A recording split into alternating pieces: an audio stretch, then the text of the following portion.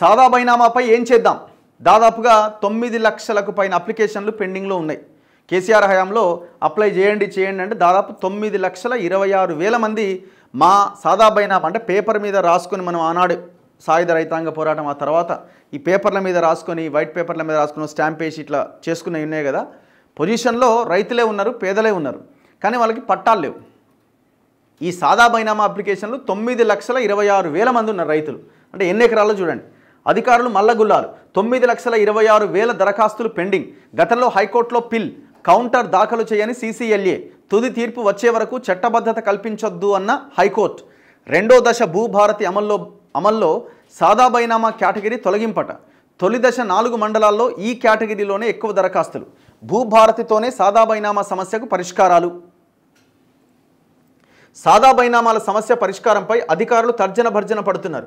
ప్రస్తుతం రాష్ట్రంలో 9,26,000 మేర సాదా బైనామా దరఖాస్తులు పెండింగ్లో ఉండగా పరిష్కారం విషయంలో అడ్డంకులు ఎదురవుతున్నాయి. దాంతో అధికారులు భూభారతి చట్టాన్ని రెండో దశలో భాగంగా అమలు చేయనున్న 28 మండలాల్లో సాదా బైనామా కేటగిరీని తాత్కాలికంగా తొలగించారు. తొలి దశలో 4 పైలట్ మండలాల్లో మొత్తం 11,630 దరఖాస్తులు వస్తే వీటిలో సాదా బైనామాకు సంబంధించినవే 2,796 వరకు ఉన్నాయట. సో అందుకు మరి దేనికి తీసేసిర్రు అంటే ఆల్రెడీ అప్లికేషన్లు ఉన్నాయని తీసేసిరా, దేనికోసం తీసేసిరు? ఒక్కసారి సునీల్ గారికి కాల్ చేద్దాం.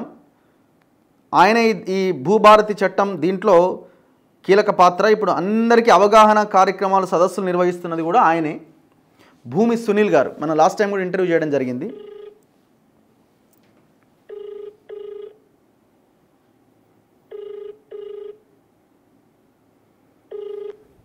హలో నమస్తే అండి.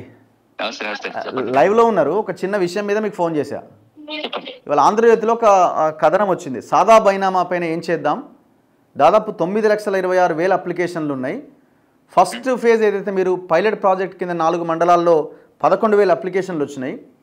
కానీ దాని తర్వాత ఇప్పుడు 28 మండలాల్లో సెకండ్ కేటగిరీ కింద ఈ భూభారతి చట్టాన్ని అమలు చేసే క్రమంలో దాన్ని తొలగించేసినారట కదా. అంటే ఇందులో 2 విషయాలు ఉన్నాయి రావు గారు. ఒకటి సమస్య ఏంటో చూడాలి. మనకి 2020లో దరఖాస్తులు తీసుకున్నప్పుడు అక్టోబర్ నెలలో ఒక 2,24,000 దరఖాస్తులు వచ్చినాయి. 71(6) చట్టం అప్పటికి ఇంకా అమల్లో ఉంది, ధరణి రాలే.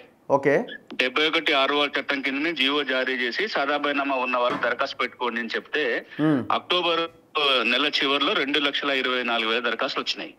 ఆ తర్వాత ధరణి చట్టం అమల్లోకి వచ్చింది అక్టోబర్ 29 తారీఖు. ధరణి చట్టం అమల్లో వచ్చిన తర్వాత కూడా ఇంకొక 10 రోజుల పాటు దరఖాస్తు స్వీకరణ కొనసాగింది. ఆ తర్వాత ఒక 7 లక్షలు వచ్చినాయి. ఈ 2 తేడా అని చెప్తున్నంటే ధరణి చట్టంలో అసలు సాదా బైనామా చేయడానికి నిబంధన లేదు. ఈ 9 లక్షల దరఖాస్తుల మీద హైకోర్టులో ప్రజా ప్రయోజనాల వాద్యం దాఖలైనప్పుడు హైకోర్టు ఏమన్నదంటే మీరు 7 లక్షల దరఖాస్తులు తీసుకున్నారో చట్టమే లేదు కదా, ఎట్లా చేస్తారని చెప్పి స్టే విధించింది. మిగిలిన అంతకుముందు తీసుకున్న 2,24,000 దరఖాస్తులు ఏవైతే ఉన్నాయో మీరు ప్రాసెస్ చేయండి కానీ ఫైనల్ సర్టిఫికేట్ ఇవ్వద్దు అంది. మొత్తానికి అన్ని దరఖాస్తులు ఇప్పుడు పెండింగ్ లో పడిపోయినాయి. 9,26,000 మొత్తం అప్పటి నుంచి 2020లో తీసుకున్నప్పటి నుంచి ఇప్పటిదాకా అన్ని పెండింగ్ లోనే ఉన్నాయి. అవును. ఇప్పుడు భూభారతి చట్టంలో సెక్షన్ 6 ఏం చెప్తుందంటే ఆర్డీఓలు ఈ మొత్తం దరఖాస్తుల మీద ఎంక్వైరీ చేసి అర్హత ఉన్న వాళ్ళకి పట్టాలు జారీ చేయండి అనేది సెక్షన్ 6. ఇప్పుడు ఆ సెక్షన్ 6 కింద దరఖాస్తులు పరిశీలన జరగాలి అంటే హైకోర్టు స్టే ఎత్తేయాలి. అంటే ఇప్పుడు గవర్నమెంట్ వెళ్ళి మేము చట్టం చేసుకున్నాము, ఇప్పుడు నిబంధన ఉంది, దీన్ని మీరు స్టే ఎత్తేయండి అని అడిగితే ఈ ప్రాసెస్ చేయడానికి అవకాశం ఉంటది.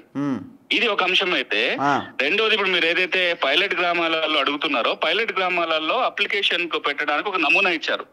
2 పేజీల నమూనా, ఎవరికి సమస్యలు దరఖాస్తు పెట్టుకోవాలి. అందులో ఒక కాలం ఏముంటది అంటే మీ సమస్య ఏంటి అని ఉంటది. అందులో మీ సమస్య వివరాలు రాయండి అని. రైతులు సమస్య వివరాలు రాయకుండా ఈజీగా ఉండడం కోసం ఒక 14 సమస్యలు కేటగరైజ్ చేసి కింద కోడింగ్ ఉంటుంది 1 నుంచి 14 దాకా. సాదా బైనామా ఒకటి, అసైన్మెంట్ భూముల సమస్య, కొత్త పాస్బుక్ రాలేదు, అట్లా. 14వది ఇతరాలు ఉంటది, ఇంకే సమస్య ఉన్నా రాసేయచ్చు అక్కడ, నంబర్ వేయొచ్చు. ఈ 4 మండలాలు జరిగినప్పుడు ఈ 14 కేటగిరీస్ ఒక కేటగిరీ సాదా బైనామా ఉంది. ఇప్పుడు ఏదైతే 28 మండలాల్లో పైలట్ జరుగుతుందో నా దృష్టికి వచ్చింది ఏంటి అంటే ఈ 14 కేటగిరీలోకి వెళ్ళి సాదా బైనామా అనే కేటగిరీని తీసేశారు. ఎందుకు తీశారు అని అడుగుతుంటే వాళ్ళ అంటే ప్రభుత్వం నుంచి నేను విన్నది ఏంటంటే ఈ సాదా బైనామా కొత్తగా దరఖాస్తు పెట్టుకోవడానికి ఎట్లాగో అవకాశం లేదు కదా, పాత దరఖాస్తులే చేయడానికి ఉంటుంది, కొత్త చేయడానికి వీల్లేనప్పుడు కొత్త సమస్య అడగటం ఎందుకు, అందుకే తీసామని అంటున్నారు. ఓకే, అంటే ఆల్రెడీ వాళ్ళు అప్లై చేసుకునే ఉంటారు కాబట్టి మళ్ళీ ఆ సమస్యని తీసుకోవడం ఎందుకని? ఒకవేళ అప్లై చేయనోడు ఇప్పుడు మళ్ళీ దరఖాస్తు పెట్టుకున్నా చేయగలిగేది ఏం లేదు, కోర్టు బొమ్మని చెప్పడం తప్ప. సో దీంట్లో 2 అంశాలు ఉన్నాయి. ఒకవేళ కొత్తది సాదా బైనామా కేటగిరీ పెట్టకపోయినా దరఖాస్తు పెట్టుకునే వాళ్ళు ఎట్లా ఇతర కేటగిరీలో పెట్టి మళ్ళీ సాదా బైనామా ఎట్లాగా రాస్తారు. అంటే ప్రభుత్వం పనిచేస్తే అయిపోయేది ఏంటంటే సాదా బైనామా అట్లాగే ఉంచేసి ఎవరైతే అప్లికేషన్స్ పెట్టుకుని ఉన్నాయో వాటికేమో ప్రాసెస్ చేసి ఆర్డర్ పాస్ చేస్తే అయిపోయేది. ఎవరైతే 2020 అప్లై చేయకుండా ఇప్పుడు కొత్తగా అప్లై చేశారో వాళ్ళకి ఒక ఎండార్స్మెంట్ ఇచ్చి భూభారతి చట్టం కింద చేయడానికి వీలుపడదు, మీ సమస్య పరిష్కారానికి సివిల్ కోర్టుకు వెళ్ళండి అని ఒక ఎండార్స్మెంట్ కనుక ఇచ్చి ఉంటే గందరగోళం ఉండేది కాదు. ఇప్పుడు నా పాయింట్ ఏంటంటే, ఇప్పుడు గతంలో ఇప్పుడు హైకోర్టులో పిల్ వేసినట్టు కదా ఈ స్టే రావడానికి కారణం ప్రజా ప్రయోజన వ్యాజ్యం. హలో సార్, వినబడుతుంది సార్? ఇప్పుడు ఈ పిల్ వల్లనే కదా సార్ ఈ హైకోర్టు స్టే ఇచ్చింది. అవును.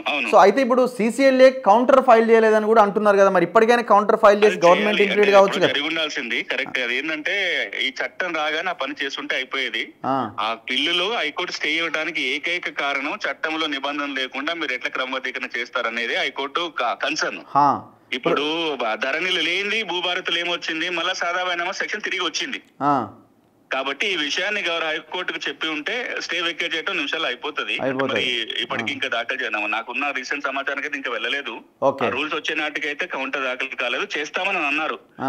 రెవెన్యూ మంత్రి గారు వీళ్ళన్నది ఏంటంటే మేము వెంటనే కౌంటర్ దాఖలు చేసి స్టే వెకేట్ చేపిస్తామని అన్నారు. అది అర్జెంట్ గా జరిగితేనే మనము ఈ 9 లక్షల వాటికి ప్రాసెస్ చేయొచ్చు, లేకపోతే స్టే ఉంది కాబట్టి ప్రాసెస్ చేయడానికి అవకాశం లేదు. మీరు ఇంకొకటి ఏంటంటే ఆ 9 లక్షల అందరూ చిన్న సన్నకారు రైతులే ఉంటారు. అవును, చిన్న వాళ్ళే ఉంటారు పాపం. ఎకరం 2 ఎకరాలు ఉన్న రైతులే చాలా మంది ఉంటారు. ఇంకా మీరు ఇప్పుడు చూడండి, ఇప్పుడు ఈ పైలట్ లో వచ్చినాయి కావచ్చు, అదర్వైజ్ గా కూడా వచ్చిన దరఖాస్తులలో 30-40% సాధారణాలే ఉంటాయి. అవును, okay, right sir, thank you. తీసుకున్నా రేపు పొద్దున రాష్ట్రం అంతటా తీసుకున్నా వచ్చే వాటిలలో దాదాపు 30-40% మేము సాధారణంగా కొనుక్కున్నాం, పట్టాలు ఏమైనా చెప్పేవాళ్ళు ఎక్కువ ఉంటారు కాబట్టి దీన్ని కొంచెం ప్రాధాన్యత తీసుకొని చేస్తే బాగుంటుంది. రైట్, థ్యాంక్ యూ అండి, థ్యాంక్ యూ వెరీ మచ్.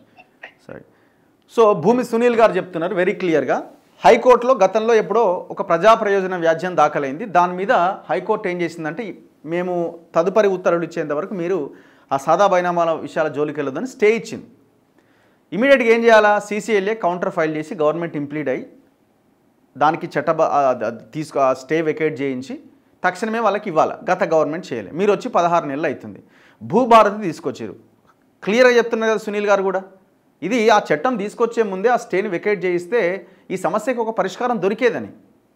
ఇప్పుడు 4 మండలాల్లో పెట్టిరు, మేజర్ అప్లికేషన్స్ దాని మీద వస్తున్నాయి.